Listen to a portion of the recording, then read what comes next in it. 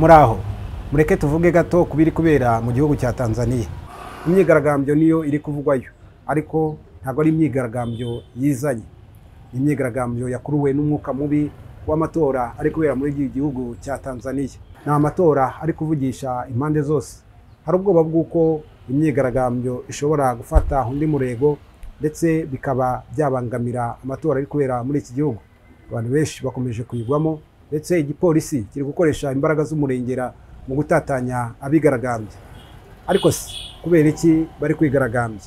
Ikaze. President Samia Suluhu Hassan. Mu bitangazamakuru byinshi bitandukanye ku isi, inkuru byose byateruye ni imyigaragambyo iri kubera mu gihugu cya Tanzania.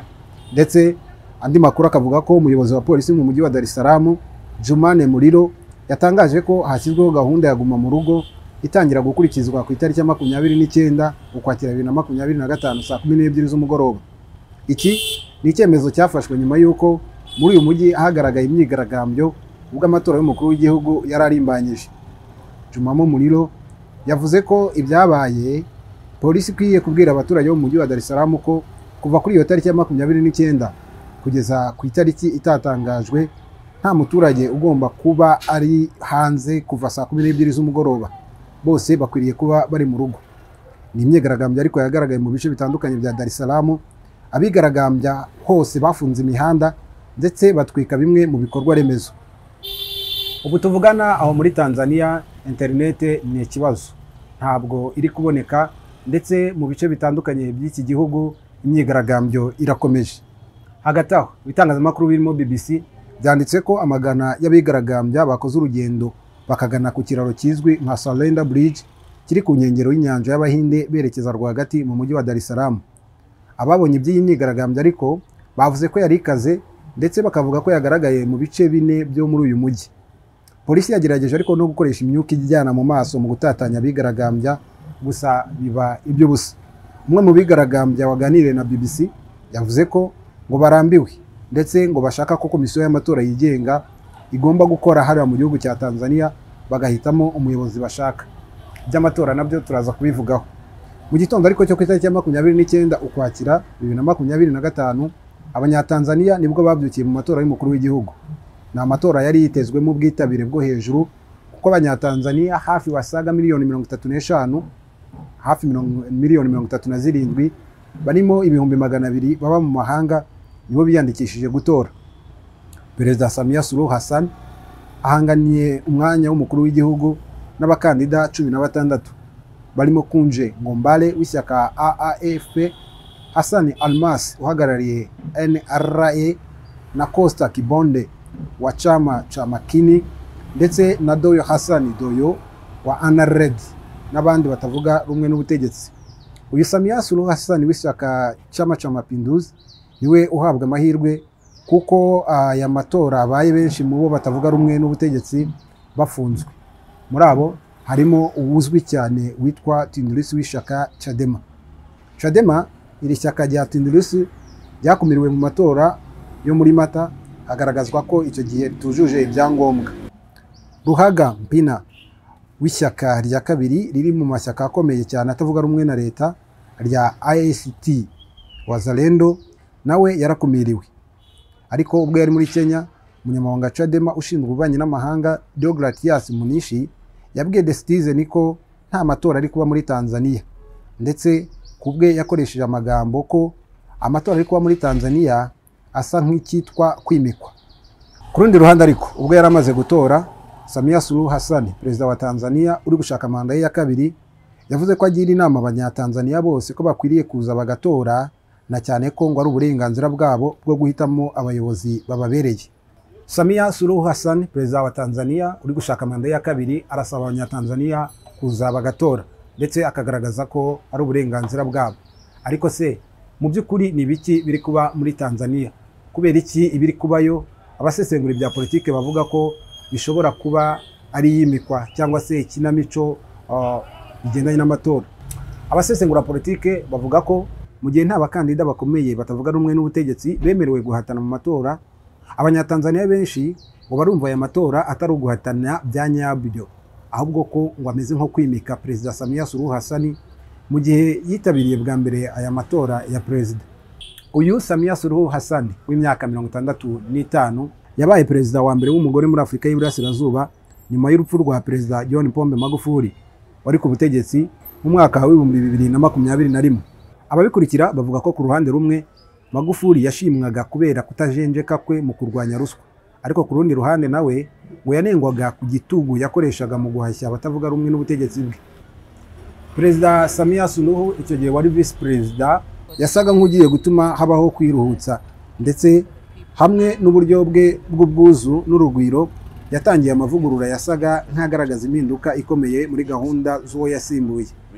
Hari gahunda ya Samia Suluhu yise RA enye mu Cyongereza, ubwo iya mbere yavugaga kuri reconciliation, ubwiyunge, ya kabiri kavuga resilience, bivuga kwihangana, hakabaho iya gatatu ivuga reform y'amavugurura no kongera kubaka rebuild.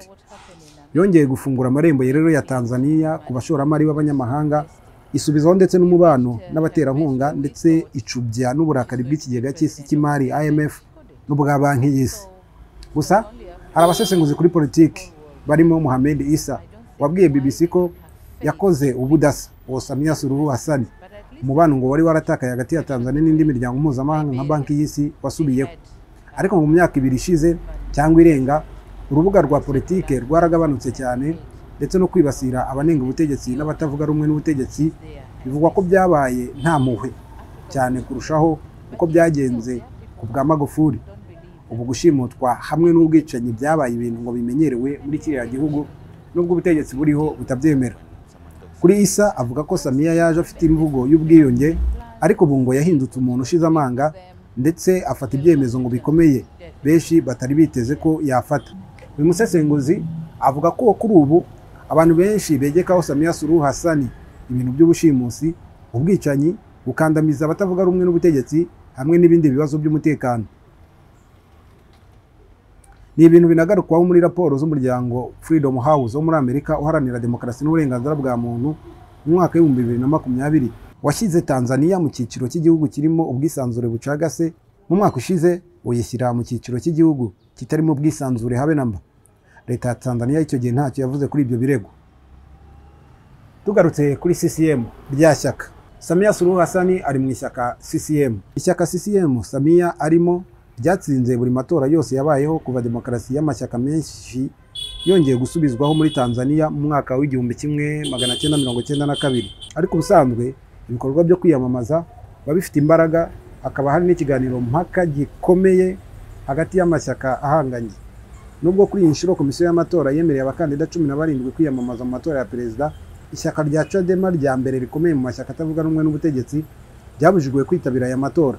Umukuru waryo Tundu Lissu kuri ubu ari mu rubanza aregwamo, ndetse urubanza rukomeye rw'ubugambanyi. Yari yakomeje gusaba ko habaho amavugurura ajyanye n'amatora, nuko aza gutabwa muri yombi muri Mata uyu mwaka. None ishyaka rye ririmo gushishikariza abayoboke baryo nabo kudatora. John Heche wungirije Tundu Lissu muri Chadema nawe yatawe muri yombi mu cyumweru gishize, ndetse yabwiye BBC ko mbere yuko afungwa ko ingirwamavugurura ya perezida Samia Suluhu Hassan nicyo yise ingirwamavugurura ngo ari icyuka. Hagati aho Ruhaga Mpina wo mu ishyaka rya kabiri rikomeye ritavuga rumwe n'ubutegetsi AST Wazalendo washakaga kwiyamamaza ku mwanya wa perezida nawe yangiwe kwiyamamaza, ndetse biba inshuro 2 zose. Gukurwamo kw'iri shyaka naryo byatumye noneho mu kibuga cya politike cya Tanzania hasigaramo amashyaka mato mato, bigoranye ko ashobora gutsinda Samia Suluhu Hassan muri aya matora bahanganyemo. Muri raporo iheruka y'ikigo cy'ubushakashatsi ku mutekano cyiswe Institute for Security Studies cyo muri Afurika y'Epfo, umusesenguzi kuri politike Nicodemus Mindis haraho yabwiye BBC ko igenzura ry'ishyaka riri ku butegetsi, ihezwa ry'abatavuga rumwe n'ubutegetsi hamwe no kubogama kw'inzego ngo bibangamiye kwizerwa kw'ibizava mu matora. Harimo n'urubuga ruto rw'abaturage hamwe n'igipimo kiri hasi cyo gushishikariza abatora ngo birarusaho guca intege no kugabanya kudaheza kw'amatora. Ibitangazamakuru birimo BBC bivuga ko muri Tanzania hari umwuka wo gutinya gutora, cyane cyane ku bagiye kubikora bwa mbere, bamwe ndetse ngo barihebye. Hari uwaganiriye na BBC witwa Geoffrey Rusana utuye Dar es Salaam, yabwiye BBC ko ngo nta matora bafite, ngo nta batavuga rumwe n'ubutegetsi bakomeye bafite, uburyo bw'amatora ngo ntibwigenga, ndetse ngo bamaze kumenya uzatsinda. Ati sishobora guta igihe cyanjye njya gutora. Iyo komisiyo y'amatora iza kuba yigenga koko, uyu mugabo yavuze ko yari kwerekeza ku biro by'itora, ariko ubu ngo ntibishoboka. Ibi bitandukanye cyane n'umurindi waranze ibikorwa byo kwiyamamaza ku birwa bifite ubwigenge bw'igice bya Zanzibar, aho Perezida Samia Suluhu akomoka.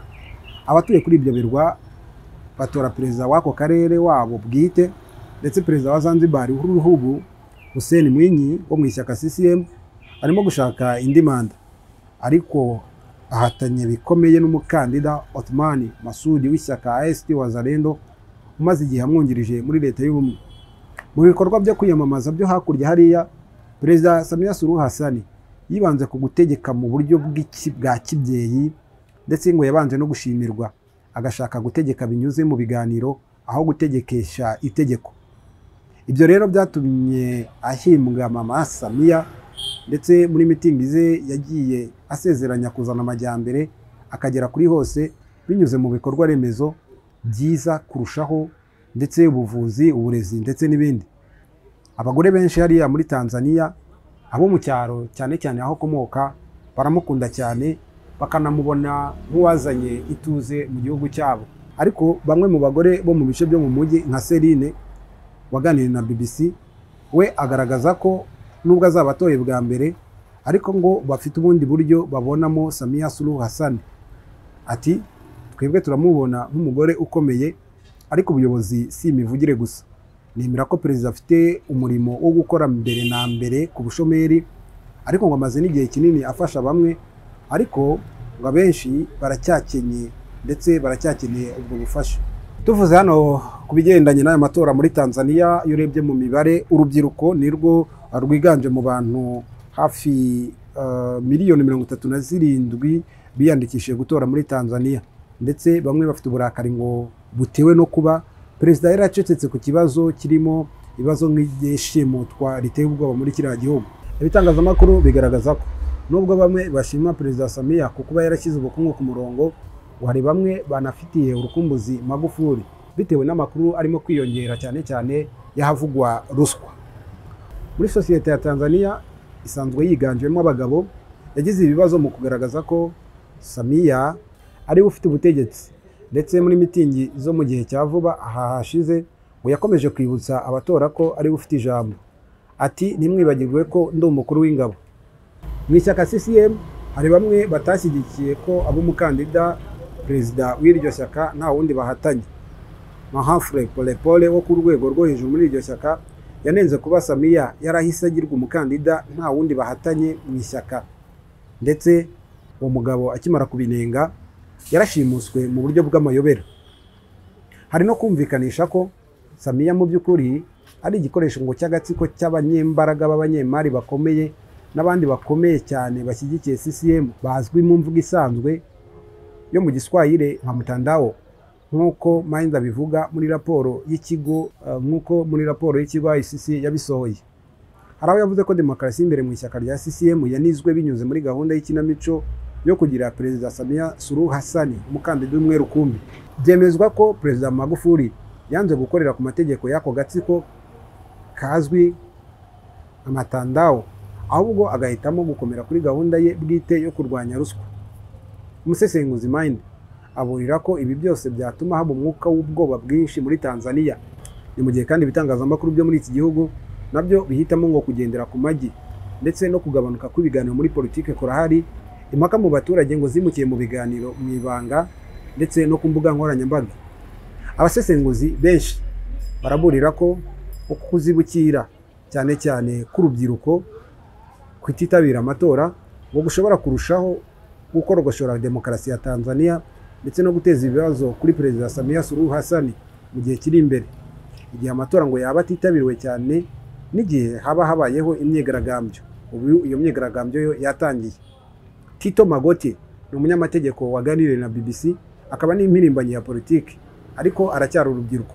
Avuga ko ibyo asaba ari ibintu byoroshye cyane cyane igihugu cya Tanzania. Mu kiganiro yagiranye na BBC yagize ati turashaka Tanzania yisanzuye, aho buri muntu wese afite ubwisanzure bwo kuvuga, ubwisanzure bwo kujya aho umuntu ashatse, n'ubwisanzure bwo gukora ikintu cyari cyo cyose umuntu yifuza. Ngibyo ibiri kubera mu gihugu cya Tanzania. Imyigaragambyo irakomeje, amatora arakomeje, ndetse n'umwuka mubi mu bya politike ukomeje gututumba, mu gihe nyamara hagitegerejwe ko hatangazwa ibyavuye ku buryo budasubirwaho mu matora y'uyu mwaka. Ese ibyo muri Tanzania murabona byerekeza he? Reka tuganire muri comment. Bye.